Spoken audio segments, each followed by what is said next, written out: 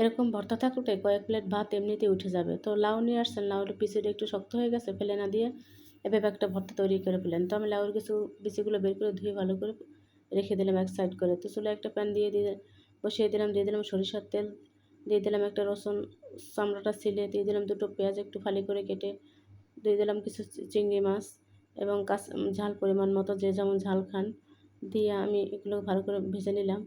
ভাজা হয়ে গেলে আমি দিয়ে দিলাম লাউয়ের বিচিগুলো দিয়ে একটু ভেজে নিলাম। শেষ ভাজা প্রায় হয়ে গেছে। এর মধ্যে আমি দিয়ে দিলাম কিছুটা ধনিয়া পাতা দিয়ে বেশি না জাল দেওয়ার দরকার নেই, একটু জাল দিয়ে 2 মিনিট নামাই ফেললে হয়ে যাবে। এবার লবণ দিয়ে আমরা বেটে নিব। হয়ে গেল আমাদের লাউয়ের বিচি ভর্তা। খেতেও কিন্তু অসম্ভব মজার হয়। তো একটু চেখে দেখা যাক কেমন হয়েছে। এবার ভাত খাওয়ার পালা। তো এভাবে বানিয়ে ফেলতে পারেন লাউয়ের বিচির ভর্তা, যে কেউ পছন্দ করবে আর খেতেও দারুণ মজা।